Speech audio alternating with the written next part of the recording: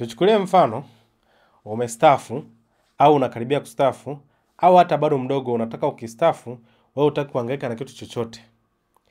Wewe unataka tu ukae zako nyumbani utulie, ucheze labda bao au gofu au chochote unachopenda, ufanye shughuli zako za kawaida, hutaki kulima, hautaki kununua matrekta, wala hutaki kufuga ng'ombe kuhangaika na majani. Unataka tu kitulia ukae nyumbani. Kwa hiyo sasa ukistaafu, kama ulikuwa ni mfanyakazi private, ina maana ulikuwa unachangia NSSF. Kama mtumishi wa umma ulikuwa unachangia ile PSSF, ile yenye P na S nyingi. Kwa hiyo nitoe mfano, kwa mfano watu wanafanya kazi binafsi. Umestaafu. Ukistaafu unakuwa unalipwa kiinua mgongo kila mwezi, ambayo inakuwa ni hela ndogo ukilinganisha na mshahara ambao ulikuwa unapata. Lakini pia unakuwa unapewa lump sum amount wanaita. Yaani kuna hela unakuwa unapewa kwa wakati mmoja, ambayo inakuwa ni nyingi kidogo, lakini sio nyingi hivyo kwamba utaitumia haitaisha. Kwa hiyo unakuta labda mshahara wako ulikuwa ni 700,000 kwa mwezi. Kiinua mgongo kitakuwa chini hapo. Kwa hiyo huwa wanapiga mahesabu inakuwa chini hapo. Kama watu wameshastaafu ukiwauliza watakwambia kwamba kiinua mgongo wao kinakuwa ni hela ndogo hivi. Kwa hiyo sasa unataka uishi tu bila kufanyaje? Bila kufanya shughuli zozote, bila kuhangaika kwamba umechoka umefanya kazi sana. Haya, tuangalie sasa kitu ambacho unaweza kufanya, kwa sababu ukiwa unatumiwa kile kiinua mgongo ambacho ni kidogo, watu wengi wanachofanya ni kwamba anakuwa anatumia kile pale, alafu anakuwa ananyofua kwenye ile mafao yake yale. Wakati mwingine mara sio watoto wanakuja, tufanye biashara fulani nini, unakuta ndani ya miaka 5 hela zimepotea, mtu paka anachoka na zeeka, mwingine unakuta hata kujenga alikuwa hajajenga. Sasa kama unataka kuishi na kupata kila mwezi, unaweza kufanyaje? Kile kiwango chako ambacho unapewa na NSSF, ambacho labda unakuta labda ni milioni 30, 40, 100, inategemea na ulikuwa unalipwa kiasi gani huko. Kile unaweza kukiwekeza kwenye mifuko hii ya pamoja kama UTT. Wanaita mutual funds kwa Kiingereza. Kwa hiyo nataka nikupe kabisa exact unaweza kufanya nini. Kama umesema umestaafu leo, ulikuwa unalipwa labda 700,000 au 800,000. Alafu kiinua mgongo chako labda ni 200,000, 300,000. Kwa hiyo maisha yako yanakuwa yameshuka, lakini unakuwa umepewa labda milioni 50.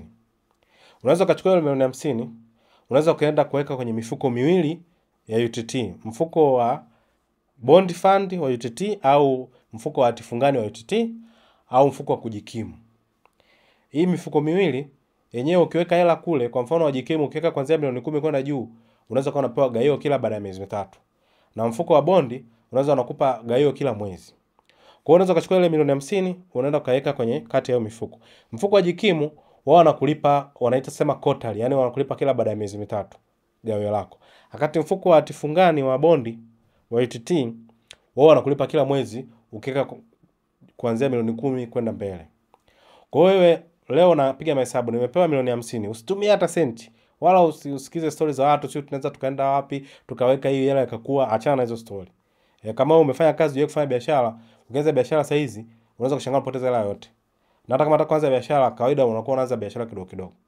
Kwa hiyo ukichukua milioni 50 yako kwa mfano, ukienda kuweka kwenye bond fund ya UTT au ukienda kuweka kwenye mfuko wa jikimu, ina maana atakuwa bond fund unakupa kila mwezi, jikimu unakupa kila miezi 3 gaio.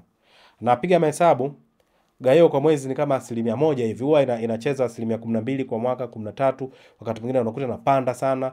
Kuna mifuko imeendaga hadi 18, nafikiri jikimu ishaenda 18. Kwa hiyo jipigie tu kuwa salama, jipigie safe ni minimum 1% kwa mwezi. Kwa piga mahesabu, nikiweka milioni 30 nitapata kama 300,000 hivi kwa mwezi. Nikiweka milioni 40, 400,000, milioni 50, 500,000.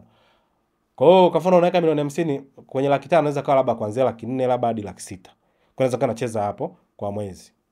Kwa hiyo piga mahesabu, milioni 50 nilikuwa nalipwa 700,000 labda, alafu kiinua mgongo changu ni 300,000 tu.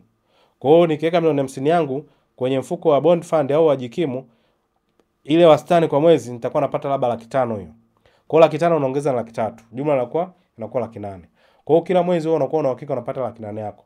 Hapo tuseme labda ulishajenga nyumba, umekaa, watoto wameshasoma, upo tu mwenyewe. Kwa hiyo unakuta unaishi maisha ambayo kama ulikuwa kazini, lakini sasa hizi unakuwa uendi kazini utumie hela za sio lunch ofisini na nini. Sasa hizi unakuwa tu umekaa zako nyumbani unafanya shughuli zako, kila mwezi kunakuwa na kiasi kinaingia. Sawa, sio kubwa sana kwamba unaweka milioni 50 na unapata kama 500,000 tu kwa mwezi. Lakini sasa mwisho wa siku ukitaka kupata hela nyingi zaidi, inabidi uriski, na wewe labda hutaki kuriski, hutaki kufuga ng'ombe, hutaki kuhangaika, au ujui kwenye masoko mengine ya kuwekeza ambao unataka ufanye utafiti sana. Unataka tu tulie zako, hutaki uumize akili. Au unapenda tu bwana, mimi napenda kucheza michezo fulani, au unataka kwenda kuinda au kufuga samaki au kuvua samaki, hutaki kufanya kitu ambacho unasema labda kitakuja kuingizia hela kama ni biashara au ni duka. Kwa hiyo chukua hela yako ile ya moja kwa moja, ukishalipwa tu usiitumie hata kidogo. Yaani hela huwa sio nyingi, inaisha. Na wala usianze kuhangaika kuwapa watoto wakatafuta hela zao. Kama mtu ana shida atulie, utakuja kumpa hela kidogo hiyo unayopata baada ya mwezi. Usitumie kabisa ile. Kaiweke katika hiyo mifuko miwili. Mfuko wa bond fund na mfuko wa jikimu. Na hela uliyokuwa nayo ipigia 100%. Kwa hiyo kuna jedwali hapa nakupa uangalie kwamba kuanzia ukiweka milioni 30 mpaka ukiweka milioni 100 unapata kiasi gani. Kwa hiyo angalia, alafu piga mahesabu. Kama hauna account ya UTT unaweza kufungua account. Ukifika kule wanakupa elimu yote, watakuelekeza mifuko na watakwambia nataka kufanya hivi, watakwambia watakupata makadirio unaweza kupata kiasi gani, kwa sababu yani ile gawio inapanda na kushuka kidogo, lakini tunasema minimum, yani kiasi cha chini ni 100%. Pigia hapo 100% unaweza kupata, na ndio hicho ambacho wanakipromise. Lakini pia unaweza kuwa bado mdogo, labda una miaka 40, una miaka 30, unasema na mimi nikistaafu sitaki kufanya shughuli yote, nataka nitulie zangu tu, nifanye mambo yangu ya nani, hata kama nafuga kuku ile nikistaarabu, tunafuga kuku kwa ajili ya kula, sitaki kuhangaika kutafuta kipato.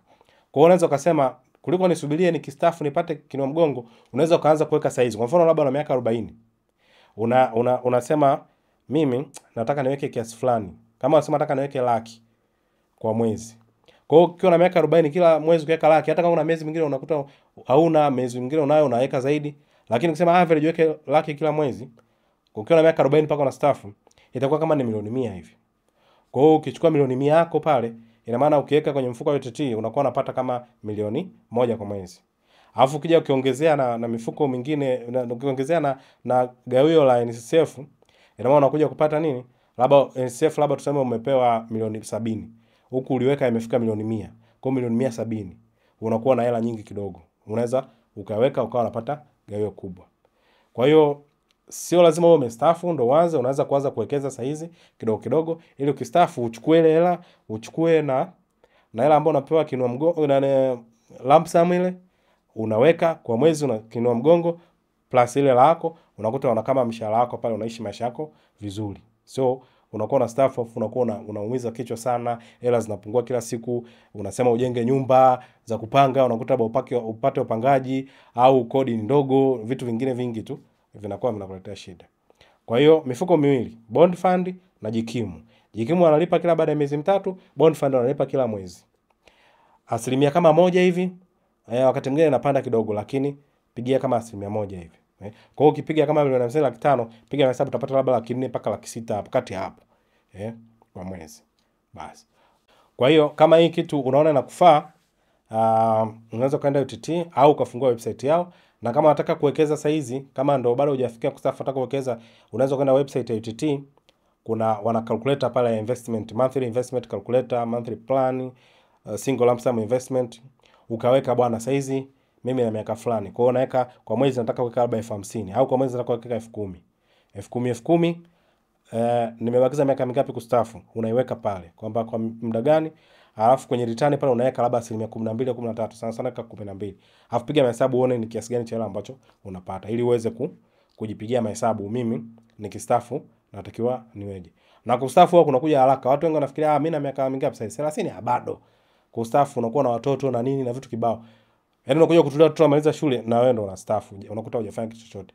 Kwa bora ujikate kidogo kidogo, baadaye upate hela yako, upate na lako yani safe, uzichanganye, uziweke, zikupe gawio kila mwezi.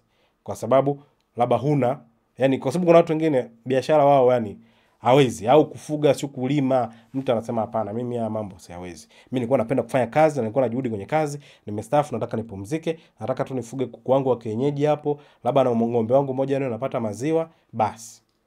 Napata mayai, kuku, maziwa na nini, nalima vimboga vyangu, napata chakula, nalima labda mpunga, hivyo hivyo. Kwa vya kujilisha sio vya kufanya biashara. Kwa hiyo ndio njia moja ambayo unaweza ukawa unajipatia kipato kila mwezi au kila baada ya miezi mitatu kwa kutofanya kitu kingine chochote, kwa kutumia vizuri ile hela yako unayolipwa ya lump sum ile ya pamoja ile. Asanteni sana kwa kuangalia, tukutane tena video nyingine.